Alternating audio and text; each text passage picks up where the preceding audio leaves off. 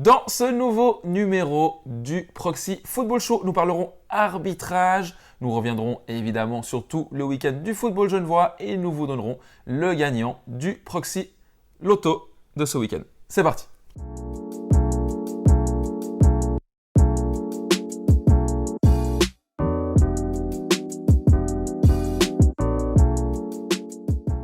Salut à tous, salut à toutes. Salut Giacomo. Salut Thomas. On est reparti pour un nouveau Proxy Football Show avec un week-end de rêve à nouveau, plein de buts, plein de choses à voir ensemble. On va parler notamment arbitrage avec un jeune arbitre qui monte, qui a 27 ans, qui est actuellement en première ligue. Il s'agit de Zrinko Priscalo qui sera avec nous tout à l'heure sur le plateau. Oui, vous le connaissez certainement. C'est un arbitre qui monte à Genève. On a la chance de l'accueillir aujourd'hui. On a évoqué pas mal de thèmes avec lui. Donc, c'est vraiment un plaisir et on a hâte de vous proposer ça. Ouais, c'est clair. Je pense que l'arbitrage, c'est quelque chose qui est un peu sous-mentionné, notamment de notre part. On aimerait vraiment plus intégrer, j'ai envie de dire, ce thème. Et voilà, aujourd'hui, on a un invité de prestige. On va parler un peu de tout. Et c'est tout de suite, donc, l'invité de la semaine.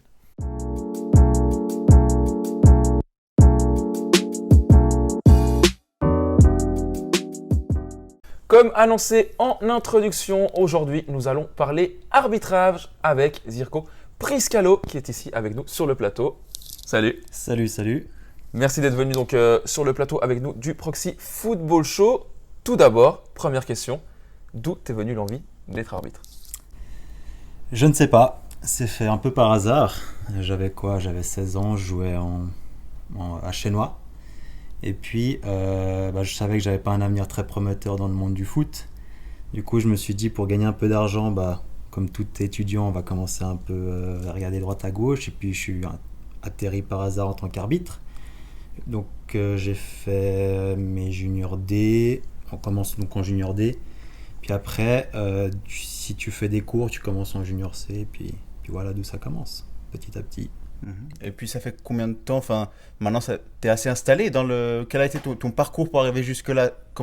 J'imagine que la passion de l'arbitrage t'est venue aussi un peu avec les années. Tu t'imaginais pas peut-être continuer autant quand tu as commencé? Tout à fait. Alors c'est vrai que la passion personnellement est venue au fil du temps. C'est-à-dire quand tu commences en junior C et puis que tu as des coachs qui viennent te voir et qui te disent tu as éventuellement du potentiel, tu intègres le groupe Espoir. Et puis sachant que dans le monde du foot, tu as une pyramide, dans le monde de l'arbitrage en particulier, tu as une pyramide. Le début, c'est la région et le summum, c'est FIFA. Et puis, dès que tu intègres la pyramide, ça vient tout seul et puis la passion vient avec. Et du coup, tu en es où maintenant dans cette pyramide? Quelles sont tes ambitions? Est-ce que tu en as en termes d'arbitre? Est-ce que c'est quelque chose où tu aimerais grandir, devenir peut-être professionnel? Je ne sais pas. Alors, l'arbitrage a été professionnalisé il n'y a pas longtemps en Suisse. Donc, les arbitres Swiss Football League qui ont le badge FIFA sont professionnels. Et puis, à mon niveau, moi je suis en première ligue, c'est-à-dire que je fais partie de ce concept qui est de la Referee Academy. Donc, à la région, donc Genève, tu commences au groupe Espoir, ensuite tu as le groupe Talent, et le groupe Talent te propose un arbitre et un assistant à Berne qui intègre cette Referee Academy. Et cette académie, en général, dure 3 ans jusqu'à la première ligue, et puis ensuite acquis la chance pour éventuellement monter plus haut. Et des ambitions du coup? Les ambitions du coup, oui, j'en ai, mais à court terme plutôt, moyen terme, parce que c'est pas bien de se fixer, je trouve, des objectifs à long terme pour pas être déçu par la suite. Mais t'as pas un rêve de devenir, par exemple, vraiment ton objectif ultime, vraiment devenir professionnel un jour, peut-être intégrer la Super League? Alors disons que je travaille pour, je m'entraîne beaucoup, que ce soit fitness, course et la préparation de match demande beaucoup. Une grosse préparation avant chaque match demande beaucoup, et puis c'est vrai qu'en travaillant, j'espère un jour réussir. Au-delà du travail physique, est-ce qu'il y a un travail aussi d'observation? Tu as dit que tu es coach arbitre, donc tu inspectes aussi, mais est-ce que de ton côté, par exemple, je sais pas, le soir tu te mets devant un match et tu te dis voilà, maintenant je vais analyser un peu les arbitres de Ligue des Champions, comment ils se déplacent, comment ils sifflent? Alors, il faut en moyenne 10 000 heures. C'est scientifiquement parlant, il faut en moyenne 10 000 heures pour avoir de l'expérience. C'est-à-dire que tu dois pratiquer pendant 10 000 heures pour justement être bon dans ta matière. Le problème, c'est que tu n'as pas le temps de faire ces 10 000 heures. Donc comme tu le dis, je regarde beaucoup de matchs justement pour regarder un peu comment se positionne l'arbitre, sa manière de gérer le match. Et tu ne dois pas avoir un modèle et suivre ce modèle. Tu dois éventuellement t'inspirer, mais moi, je pars du principe que tu dois avoir ta propre personnalité et te forger toi-même. Donc oui, si tu veux progresser, tu dois manger football. Pour les jeunes arbitres qui seraient en train de nous regarder, peut-être qu'ils auraient envie donc de devenir arbitre, il t'a fallu combien de temps pour arriver au stade où tu es maintenant? Et qu'est-ce que tu leur dirais justement pour se lancer? Alors pour se lancer, c'est une expérience tout à part. Allez-y, mettez un pied dedans et puis regardez ce que ça vaut. Si ça va, profitez parce que c'est une école de vie, l'arbitrage, une école de vie qui vous apporte énormément de qualité. Et pour en arriver à un certain niveau, il ne faut pas se cacher, il faut travailler, mais aussi avoir de la chance et puis être au bon endroit au bon moment. En moyenne, je dirais 5 à 6 ans pour intégrer l'académie. Voilà. Si on commence à l'âge de 16 ans. Bien sûr. Tu penses que c'est aussi quelque chose qui forge la personnalité? Dans le sens, un arbitre doit quand même avoir les épaules parce qu'il va. Il est tout seul face à 22 joueurs, plus le public. Il va recevoir des critiques, il va devoir être solide. Enfin, c'est vraiment quelque chose pour le développement personnel aussi. Tout à fait. Donc, c'est vraiment une école de vie et je trouve que c'est vraiment la meilleure école de management. Pourquoi? Parce que malgré qu'on ait beaucoup de cours, que ce soit à la région, mais à mon niveau aussi à Berne, on a beaucoup de cours sur la personnalité, sur la gestion des joueurs, je l'englobe dans tout cet aspect. Cette personnalité, elle se forge sur le terrain, donc à travers les expériences, et surtout en termes de progression, c'est avec un peu de recul, comment certaines situations pendant le match, tu pouvais la gérer autrement. Et c'est tout ce travail qui se fait en amont et après le match, surtout cette revision, on va dire, un peu de ce qui s'est passé pendant le match, te permet de te développer. Une des thématiques évidemment abordées ces dernières années, c'est l'augmentation de violence sur les terrains, notamment au niveau de la société, qui se répercute donc sur les terrains. Est-ce que toi, tu le ressens en tant qu'arbitre le week-end, quand tu arbitres les matchs? Et est-ce qu'il y a des choses qui sont mises en place aussi par rapport à vous, les violences peut-être verbales que vous recevez, peut-être les pressions? Alors, quelque chose a été mis en place, oui. On a la chance d'avoir un avocat, Nicolas Hervieux, qui a lui lancé l'initiative de dénoncer tout ce qui se passe aux abords et d'aider juridiquement. Et d'aider justement juridiquement et du coup déposer plainte pénale, etc. Exactement. Et ça, je l'en félicite parce que moi, je vois plus ce qui se passe un peu à Genève, mais de ce que j'en entends moins de ce qui s'est passé par rapport à ce qu'il y avait à l'époque. Il y a un autre grand thème, peut-être moins à l'échelle régionale, mais plus à l'échelle mondiale de ces dernières années avec l'arbitrage, c'est la VAR. Toi, quel est ton avis là-dessus? C'est un peu personnel, la VAR. Moi, je dirais plus, je suis pour un jeu où l'ordinateur n'intervient pas. Après, c'est vrai qu'un arbitre, malheureusement, ne peut pas tout voir. Et c'est là où je félicite un peu cette VAR qui permet justement de minimiser un maximum les erreurs d'arbitrage qui, ma foi, sont humaines, mais qui sont aussi compréhensibles. Et c'est ça le rôle d'un arbitre, c'est malgré qu'il fasse des erreurs, les assumer et surtout les faire accepter et les faire respecter, même s'il y a des erreurs. Donc oui pour la VAR, mais non pour robotiser un peu le football. Et tu es non seulement arbitre, mais tu es également coach arbitre. Donc ça comprend quoi? Ça veut dire que les week-ends, en gros, c'est quoi ton week-end modèle? Tu as un match arbitré le samedi, ensuite tu vas coacher le dimanche. Enfin, ça, c'est comment? C'est un peu comme ça. Tout dépend quand j'ai mon match. Typiquement, dans 2 semaines, j'ai match samedi. Je vais à Volonne, donc en Argovie. Tout mon samedi part, c'est-à-dire du matin pour le trajet, l'après-midi pour le match, le soir, je rentre à 1h du matin. C'est passionnant. Mais voilà, si je n'avais pas assez de passion, je ne le ferais pas. Et le dimanche, si je trouve un peu de temps, je vais voir un jeune arbitre ou à la région, si elle a besoin, je peux aller coacher un arbitre. Ouais. Et ça consiste justement à apporter une certaine expérience de mon niveau et puis faire progresser la personne. Le but, c'est pas d'aller démonter, mais d'aller faire progresser. C'est pour ça qu'on parle de notion de coach et plus d'inspecteur. Et puis de ce que tu as vu jusqu'ici en tant que coach arbitre, est-ce que tu penses que les volets à venir, la nouvelle génération d'arbitres, aussi qui grandit peut-être aussi avec la VAR, elle a du talent? Est-ce qu'on a de l'espoir à Genève d'avoir déjà assez d'arbitres et des bons arbitres? Alors, Après, en termes statistiques, je pense, je ne vais pas maintenant m'assurer, mais je pense que tous les matchs sont couverts par le nombre d'arbitres qu'il y a. Donc ça, je pense que la région, donc la CGF peut assez s'en féliciter. Maintenant, est-ce qu'il y a du talent ? Moi, j'en ai vu, mais après, à nouveau, le talent, c'est pas tout, il faut travailler. Et sans travail, il n'y a pas de résultat, malheureusement.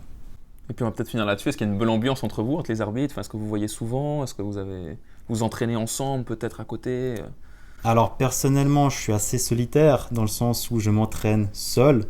Après, oui, ça nous arrive d'organiser des séances d'entraînement.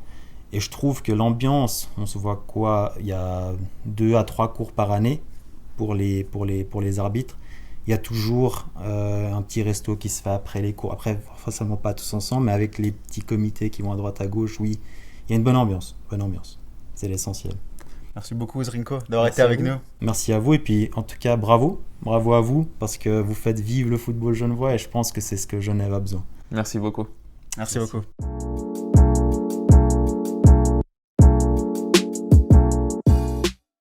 Un grand merci encore à Zrinko Priscalo d'avoir été avec nous sur le plateau. Franchement, c'était un régal.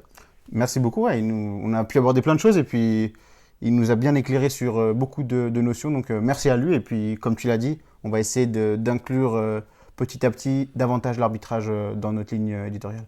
Et on attaque tout de suite. Donc le premier point fort du week-end avec la performance. On a choisi Satini qui a donc mis 7 matchs, mais qui a enfin remporté sa première victoire de la saison depuis son retour en deuxième ligue. Et c'est une victoire qui est lourde, qui est lourde de conséquences, parce que c'était contre Aïr. Satini 1 point, Aïr 0 point. Donc c'était un match de la peur, et Satini a fait la différence en deuxième mi-temps. Tu y étais Thomas, et voilà, ils ont fait la différence sur la fin, les Satiniens. Ils ont longtemps buté sur Anthony Chaudet, vraiment homme du match côté Aïr. Semaine passée déjà, il avait fait un gros match contre Bosna. Aujourd'hui à nouveau, il n'y avait vraiment quasiment que lui côté Aïr. On l'a très peu vu, même Vasquez qui avait été très bon la semaine dernière. Il avait plus de peine hier. Il y avait pas mal d'absents de nouveau côté Aïr. Franchement, il y a une dizaine de blessés. De nouveau, si Alonso qui s'est blessé durant le match. C'est compliqué pour Aïr. Tout tourne vinaigre. Après, peut-être la bonne nouvelle pour eux, c'est qu'ils n'ont que 5 points de retard sur le premier non relégable, qui est CS Stalien, qui a 5 points.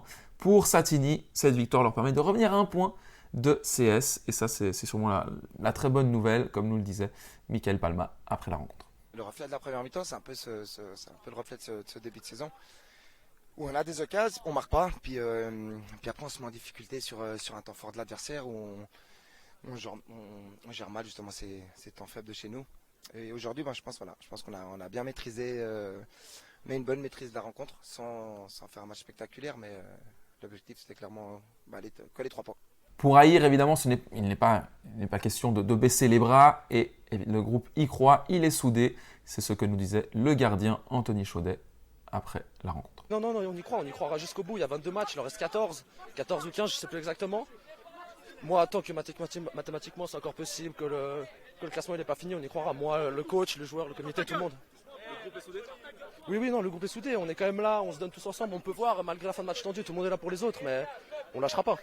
Satini s'est donc imposé 2-0 sur des buts de Léal et de Miéville. Ils affronteront Bosna la semaine prochaine à la Bâtie, alors qu'Aïr aura un match très important contre City à domicile. Il faut vraiment commencer à faire des points coûte que coûte, sous peine de vraiment voir les équipes décrocher. Et le jour où ils récupéreront les blessés, il y aura un peu trop d'écart. Donc attention à Aïr.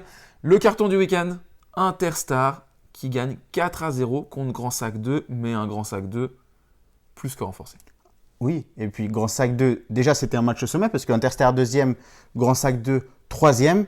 Grand Sac 2 qui s'est présenté avec des joueurs comme Soares, 9 buts déjà en Première Ligue, Benel, Raimi, Pereira, donc 4 de ces joueurs avaient joué le jour d'avant.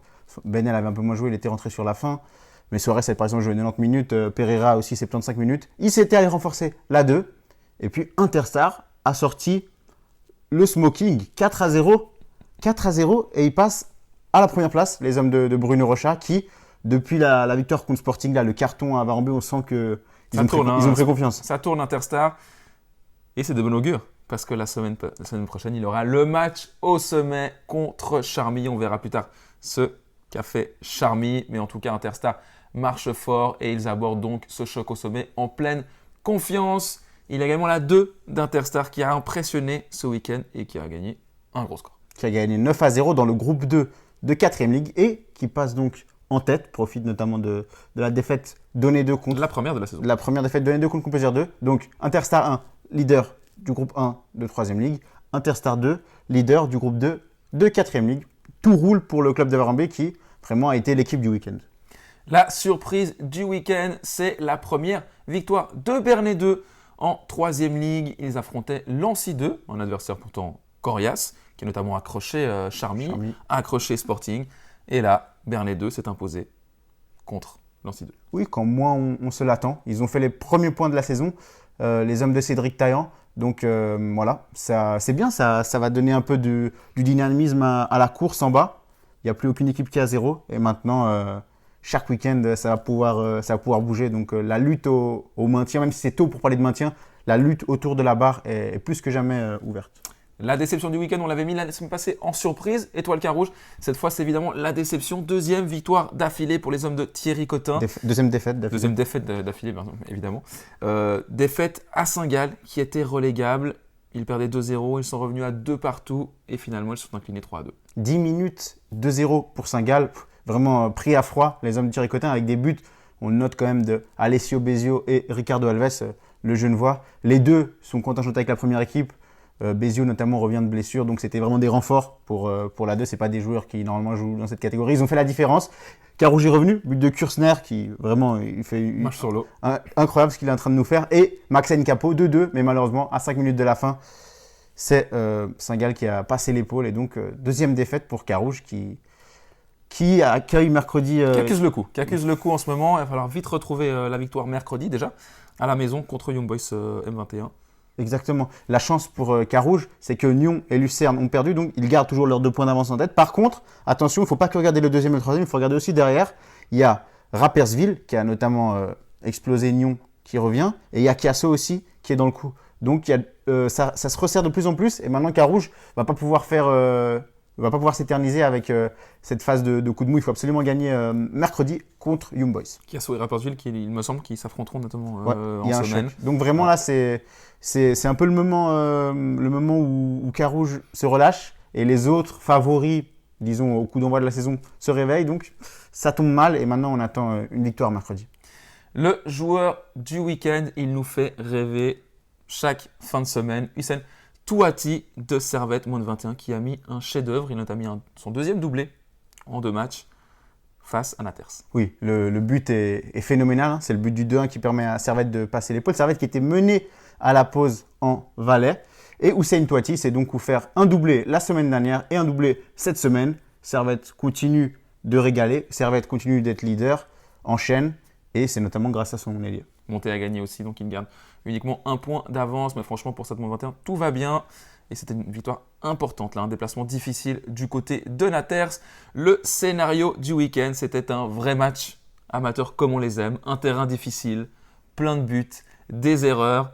Verrier 2 contre Aunay qui n'arrive toujours pas à gagner et qui est contraint au nul, 4 buts partout au village. 4-4, oui, c'est parti dans tous les sens vraiment. Voilà, tu l'as dit, des erreurs d'arbitrage, des erreurs défensives, un terrain douteux, et puis à la fin, ça donne un 4-4 et un Aunay qui accuse le coup, qui n'arrive plus à garder en fait la dynamique incroyable qu'ils avaient en début de saison. Aunay a gagné 2-0, ensuite ils étaient menés 3-2 à la mi-temps, 3-3. 4-3 pour Verrier et Aunay qui réussit à égaliser à 5 minutes de la fin. Franchement, match complètement fou. On le verra ensuite. Aunay ne fait évidemment pas la bonne opération et accuse désormais 4 points de retard sur le leader. Il va vraiment falloir recommencer à gagner pour Aunay car là, on les voyait vraiment très beaux. Après 4 matchs, c'était 4 matchs, 12 points. Et là, ils sont à 7 matchs, 14 points. Oui, il y a de la concurrence dans ce groupe 2. Donc voilà, on sait qu'Aunay est armé pour jouer la montée. Maintenant, la dynamique est tout sauf bonne, donc il va vite falloir se reprendre parce que autrement, les autres équipes ne vont pas se gêner non plus, notamment chez nous à 2, on le verra plus tard. La déclaration du week-end, elle nous vient de Sheila Magalhaes du côté de Mérin féminin. Alors nous, clairement, c'est de reprendre notre place en 3e ligue et d'aller encore plus haut, donc c'est dans les difficultés qu'on apprend, donc va revenir encore plus forte. Mérin féminin qui a été contraint au nul, 2 buts partout contre Plan-les-Ouates dans le choc au sommet de 4e ligue féminine. Elle menait 2-0 à la pause et finalement 2 buts partout. Oui, les deux avaient 6 matchs, 6 victoires. On l'avait annoncé la semaine dernière, vraiment un beau match. On a la chance que Julian Aguilar était sur place. Il a recueilli cette réaction. Et voilà, donc ça montre à quel point ça va vraiment être entre les deux, ce championnat.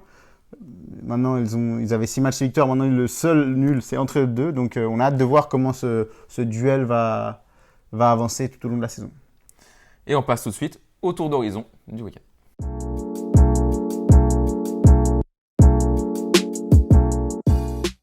On entame avec la Ligue nationale A féminine et Servette Chénois féminin qui continue de surfer sur sa série de victoires. C'est la 6e victoire en 6 matchs des Servettiennes avec des buts de la nouvelle attaquante Cassandra Koronen et un but de Toufo également à 20 minutes de la fin. Il y a eu un but de Saint-Gallois à 90e, mais pas de quoi revenir dans le match. Servette qui aurait pu prendre le large comme souvent, c'est le cas quand elle domine, elle n'arrive pas à se mettre à l'abri. À la fin, il y a quand même la victoire, c'est l'essentiel.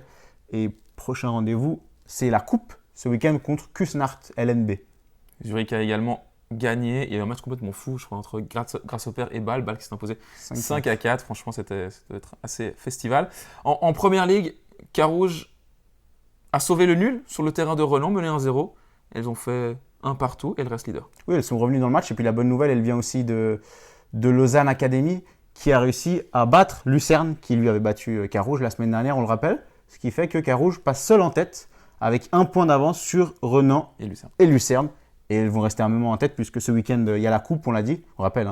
Samedi 20h, Carouge-Sion, qui joue la montée de LNB pour passer en Léna. Donc c'est vraiment un gros rendez-vous pour nos Carougeoises. On espère qu'elles seront à la hauteur du rendez-vous. Et on espère que vous serez présents à la Fontenette. Donc ce sera samedi prochain à 20h.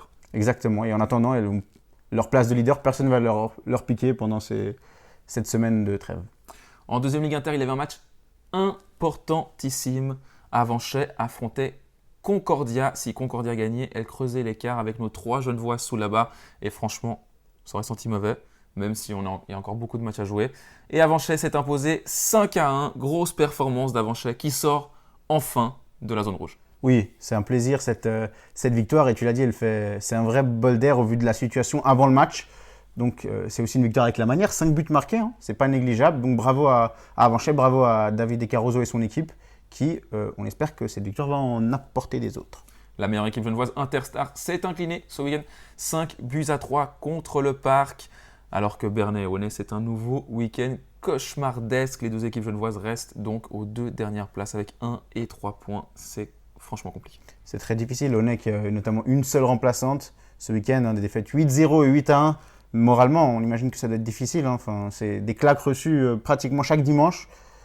Et on espère que d'une manière ou d'une autre, la pente va être remontée. Peut-être cet hiver avec des joueuses qui arrivent. Pour le moment, il n'y a pas de quoi regarder le futur avec optimisme, malheureusement.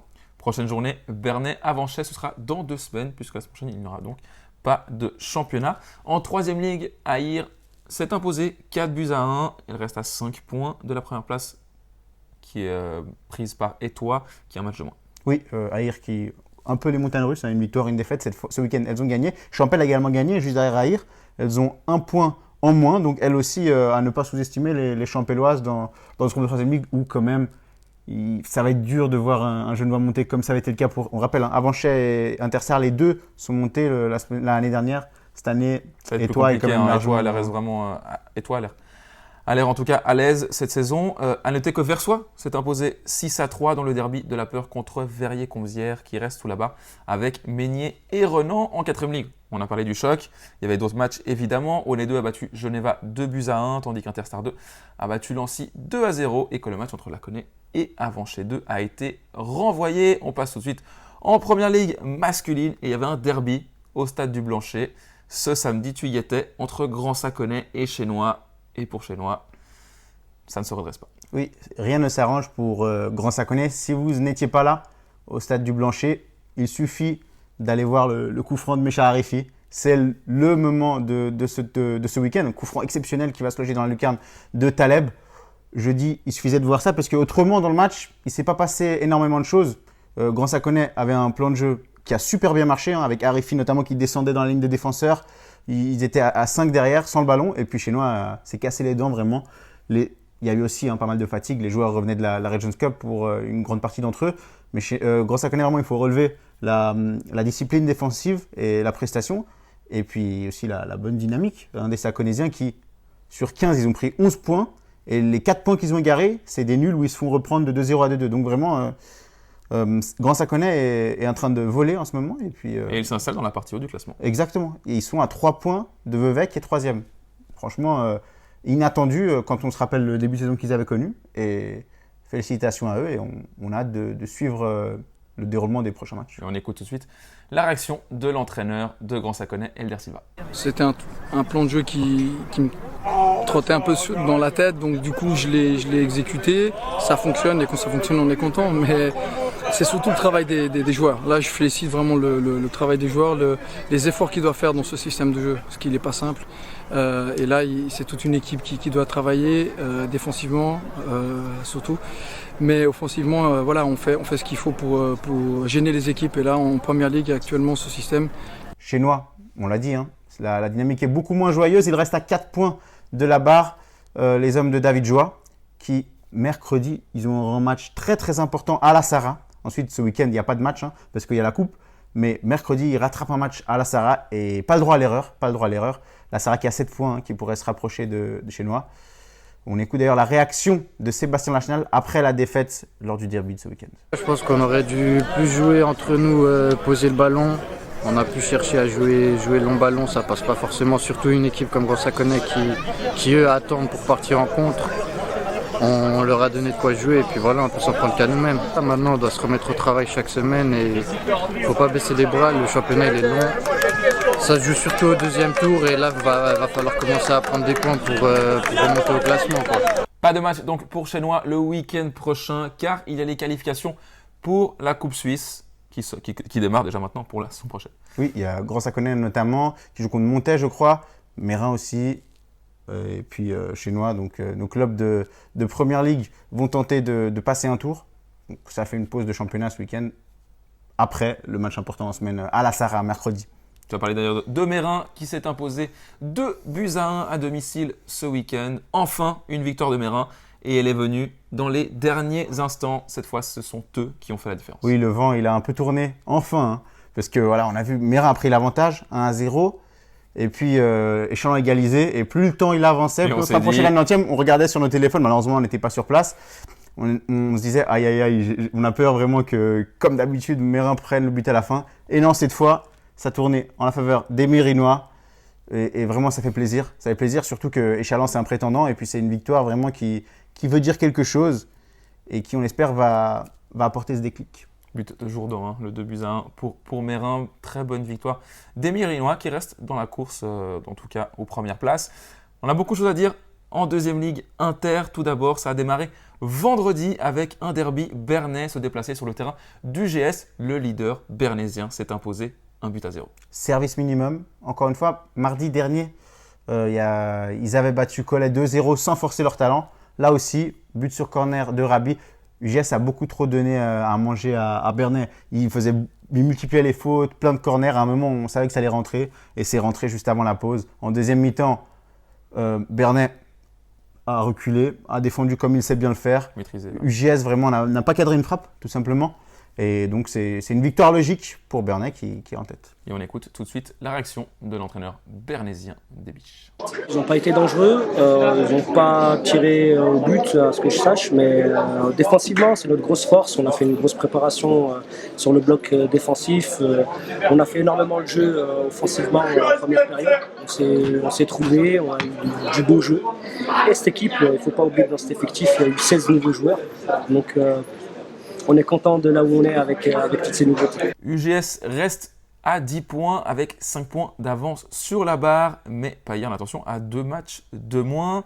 Derrière Bernay, on a une équipe surprenante, on le dit chaque week-end, puis qui a encore gagné, mais également Lancy qui s'est imposé sur le terrain de Verrier 3-0. Ils ont fait la différence en fin de match. Exactement, donc c'était 0-0 jusqu'à plus le match avançait, et puis un doublé de Makengo et un but d'Ibongo qui revenait de la Regions Cup. 3-0 pour Lancy, c'est une victoire vraiment solide sur un terrain compliqué.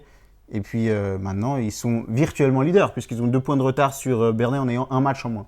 Ouais, ce match de moins qui est contre Amical Saint-Pré, si je ne me trompe pas. Et Amical Saint-Pré a également 2 points de retard avec un match de moins. Oui, donc c'est les vrai deux ne pourront pas gagner. Donc. C'est vrai. Et puis voilà, donc Lancy qui est très bien, qui jouera contre Auger samedi. Et on peut parler d'Auger justement, qui jouait en semaine contre Saint-Pré. Ils ont fait 2-2 là-bas et ils se sont fait égaliser à la 96e, les hommes de Domingo Triburo. Donc ils étaient à ça de réaliser un immense coup. Et puis ce week-end, dimanche, 1-0 contre Yverdon. Ça, c'est une très bonne nouvelle. Et puis ils sont là, ils sont à 3 points. Auger, voilà. Ils sont à l'affût. Et puis le match contre Lancy, vraiment, ça peut être un croisement, voir où Auger va partir, si Auger réussit à faire un joli coup. 2 déceptions ce week-end avec Plan-les-Ouates, tout d'abord, qui menait 1-0 à la mi-temps grâce à un but de Yayaoui et qui s'est finalement incliné 4-1 à Payerne. Oui, c'est une lourde défaite. Payerne qui est une équipe sous la barre et qui avait 2 points. Et voilà, il faut voir. C'est plus compliqué pour Plan-les-Ouates qui est sans son maître à jouer, Alexandre Mathias, qui s'est fait suspendre. Je crois qu'il a pris 3 ou 4 matchs. En tout cas, il n'était pas là ce week-end. Et puis ça se sent dans les performances. Fait 4-1, c'est sévère. Ouais, du coup, Payerne qui passe à 5 points. Et CS Italien est désormais avant-dernier. CS Italien qui en a repris 5 ce week-end. Défaite 5-2 sur le terrain des Chichans. Oui, et Chichon qui a notamment pu compter sur son attaquant qui a mis 4 buts. Et voilà, c'est compliqué. 8 matchs, 4 points pour CS Italien. 6 défaites surtout. Prochain match, 26 buts encaissés. Oui, c'est vrai. Voilà, ça nous laisse un peu sans mots. Là, ils vont accueillir Saint-Pré. Saint-Pré qui, voilà, il joue la montée, mais il joue énormément de matchs les uns collés aux autres. Donc, peut-être que CS pourrait en profiter. Il faut ce point, il faut cette victoire pour sortir de cette spirale négative. C'est le plus dur, souvent. On casse cette dynamique et après, les résultats reviennent gentiment. Donc, on espère que ce moment va arriver rapidement pour CS qui possède la 4e attaque du groupe de 2e Ligue Inter. Mais alors, vraiment, la défense, ils ont la 2e pire défense. Ils ont quasiment pris le même nombre de buts que Prince Standard. Qui est dernier et qui prend des cartons chaque week-end. Donc attention, CS va falloir resserrer défensivement, mais on y croit en tout cas. Tant qu'il y a du jeu à CS et tant que ça marque des buts, c'est le plus important. C'est plus dur quand vous avez de la peine à marquer. Oui, c'est vrai. Donc voilà, on attend le déclic. On passe à la 2e ligue. Kosova, le leader, a été accroché sur le terrain de CS Italien 2, mais Kosova a égalisé. Ils ont à nouveau marqué un but dans les derniers instants. C'est vraiment l'équipe des dernières minutes. Ouais, ils lâchent rien. Ils lâchent rien. Chaque fois, à la fin, ils arrivent à gratter quelque chose. Et là, voilà, contre le néo-promu CS2, un but du capitaine Ramani qui avait déjà marqué dans le temps additionnel. Qui a mis un doublé. Une semaine plus tôt. Il est en forme. Il est en forme, Ramani. Et donc, ça permet à Kosova de rester en tête du classement en attendant d'affronter Champel. D'affronter Champel la semaine prochaine, le match au sommet. Champel qui n'a qu'un point de retard sur Kosova. Pourquoi ? Car ils ont gagné samedi soir contre Bosna. Ils étaient menés. Ils ont gagné 2-1. Et juste derrière, on retrouve Perli à 3 points de Kosova. Perli est en pleine bourre. Victoire 2-1 à Versoix. Ils étaient menés 1-0 à la mi-temps. Et ils ont retourné la situation grâce à Ouattara et Mboli. Oui, Perli, maintenant il faut garder un œil dessus. On les avait un peu oubliés. Ils avaient été mal partis. Et maintenant, les victoires se suivent. Et ils sont tout à fait là.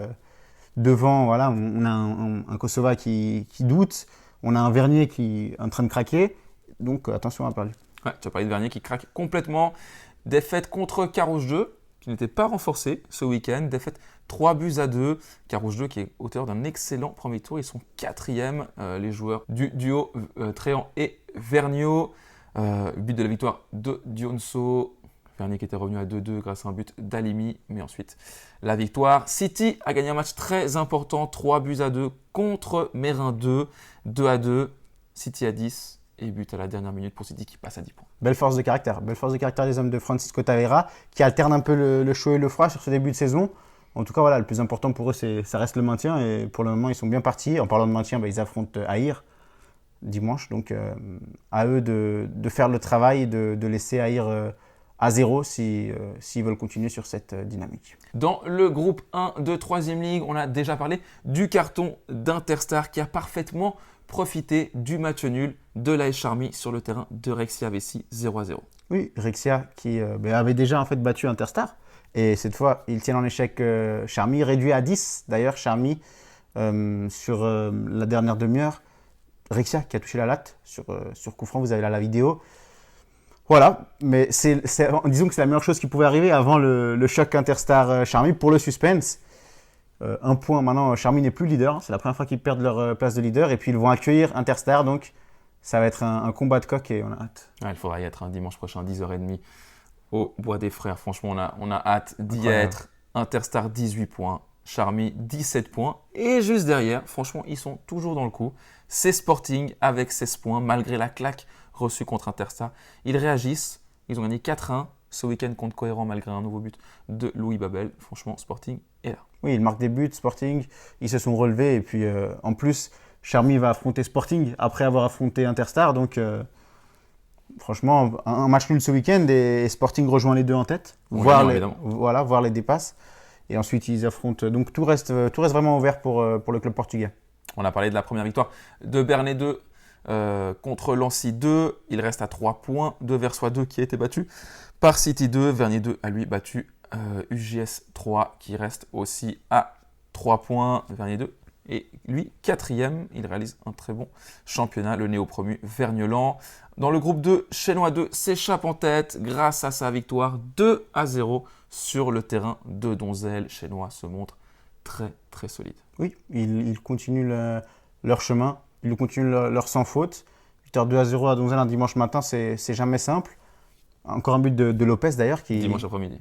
Après-midi, avec Lopez qui est en train de porter un peu cette équipe avec pratiquement des buts à tous les matchs. Donc, Chenois qui profite. Voilà, derrière, on a dit, il se mange un peu des points. Hein. Aunay, Plan-les-Ouates. Ouais, on l'a pas dit. Plan-les-Ouates 2 a perdu Plan-les-Ouates. contre Azzurri, Ouais. 3-2. Azzurri, évidemment, équipe difficile à jouer qui peut battre absolument tout le monde. Et malheureusement pour eux, perdre contre tout le monde également. Capable du pire comme du meilleur, Azzurri, c'est ça. Ouais. Donc Plan-les-Ouates 2 doit remettre 3 points de retard sur Chenois 2.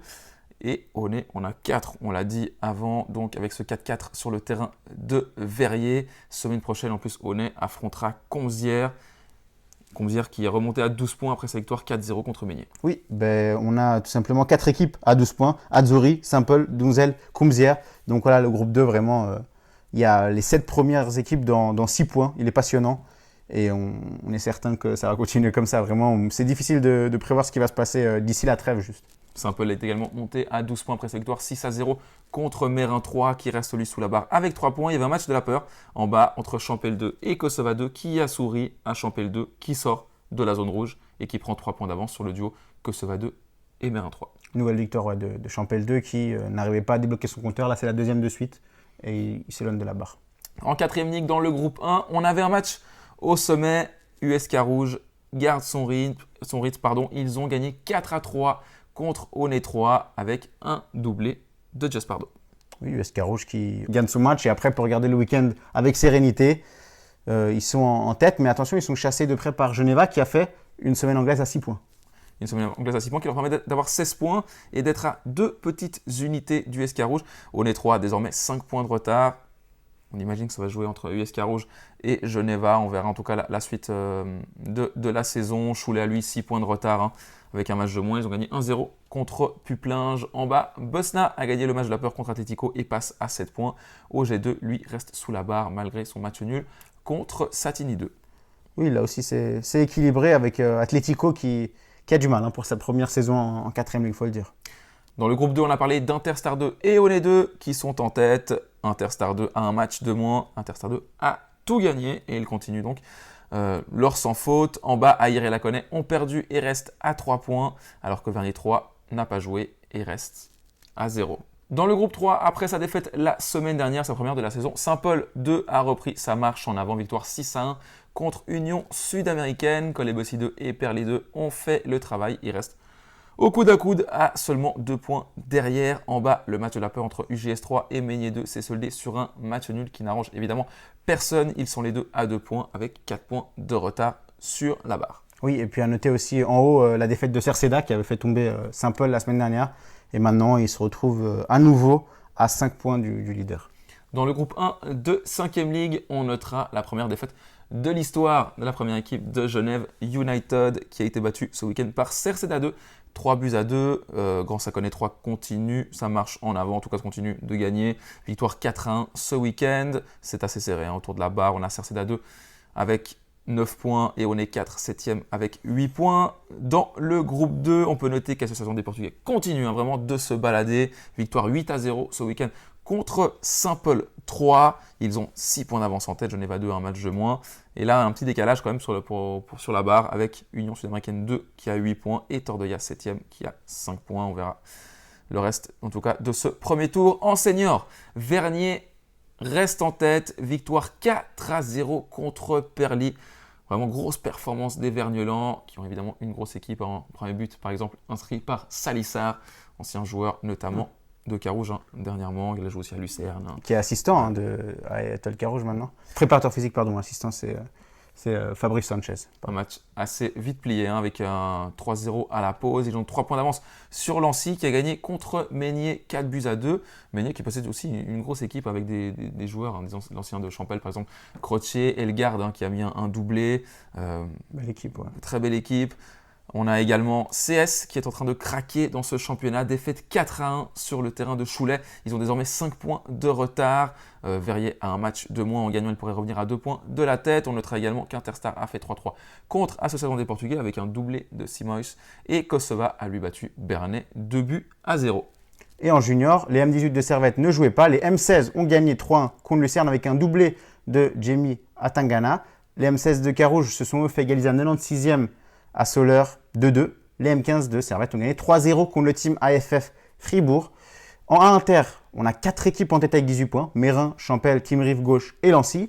En B inter dans le groupe 7, le leader, c'est Italien, a été battu par Champel, mais il reste en tête avec le duo Slow et Chénois. Ils ont les 3 à 17 points. Et en C inter, Lancy et Chénois continuent de dominer avec 21 points. A noter que Lancy a 7 matchs, 21 points, un match en moins, alors que Chénois a une défaite, 8 matchs, 21 points. Et on parlera quand même aussi, à premier degré, il y avait un choc. Plan-les-Ouates et UGS, ils avaient gagné leurs 5 premiers matchs, les deux. Ils s'affrontaient, match nul, un peu comme Plan-les-Ouates et Mérin en 4e ligue féminine. Donc les chocs au sommet ont donné des nuls ce week-end. Ouais, 3 buts partout entre ces deux équipes. Et on passe tout de suite à la rubrique des jeunes voix de l'étranger.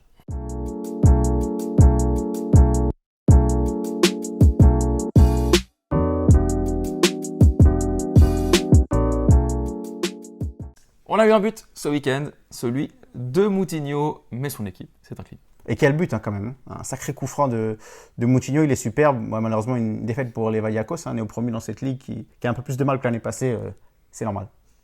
Et on a eu les débuts officiels de Karim Gazeta qui a enfin joué. Oui, quel plaisir enfin, transféré en Bosnie, on le rappelle, l'ancien joueur de Neuchâtel Xamax, formé à Servette évidemment, Karim Gazeta.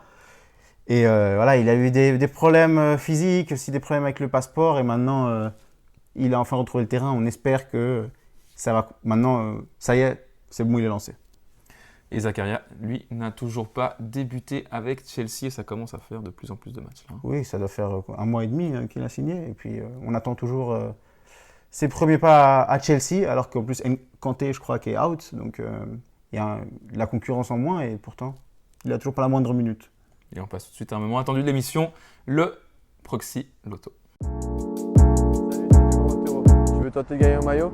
Et qu'avons-nous à gagner ce week-end? Tout un kit d'arbitres, évidemment, on a parlé arbitrage. Et oui, grâce à Zrinko Priscalo qui nous a passé donc ce kit. On a le maillot, le short, les chaussettes, franchement. De la SF, avec le badge. Et on a tout. Short, donc... On a les cartons aussi?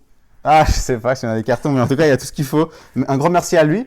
Et puis... qui va le remporter. Ce week-end, c'est le plus grand tirage au sort de l'histoire. C'est vrai. On a 11 participants à 7 sur 10. 11 participants. Donc maintenant, il y a 11 personnes qui vont être tirées au sort. C'est un peu facile en fait, la grille peut-être. Non, je pense pas. Je pense que c'était plutôt équilibré. Cette fois, on a bien recompté. Il n'y aura pas de problème dans le tirage. Donc, on va présenter tout de suite les 11 joueurs à 7 sur 10. Nous n'avons d'ailleurs pas oublié les 7 personnes qui avaient été lésées dans le tirage. On fera quelque chose à la trêve pour eux, évidemment. Je vais donner les noms et je te les passe comme ça, tu les plies. Vas-y. On a déjà Guillaume Héritier, Adrien B227. Tu peux y aller. Chris Barroso, Mourad KBB,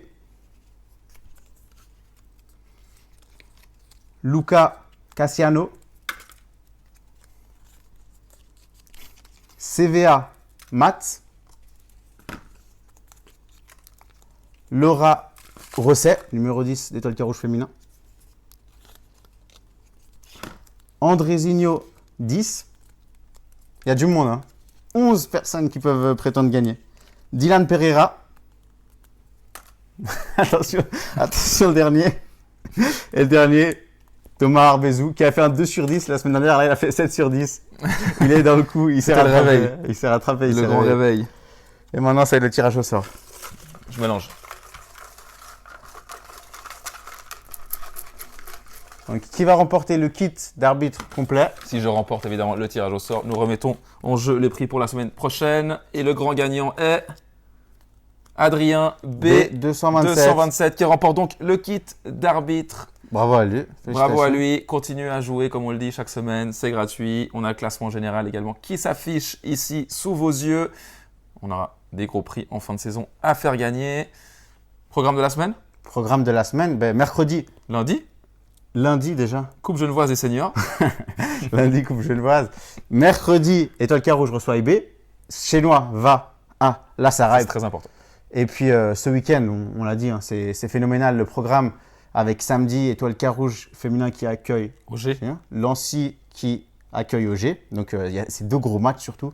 Dimanche, Charmy Interstar. Alors, on y sera tous évidemment. Charmy Interstar. On aura également Kosovo Champel. Choc de 2e ligue. Franchement, Onek Oumzière aussi. Franchement, ouais, il y a de quoi faire ce week-end. Ça va être fantastique. Et puis, et voilà, on vous invite à aller suivre le plus de matchs possible dehors. On a eu un beau week-end ensoleillé. On espère remettre ça parce que l'automne arrive à grands pas. Il faut profiter. En tout cas, on vous souhaite une très belle semaine. Prenez soin de vous et on se retrouve lundi prochain pour un nouveau Proxy Football Show.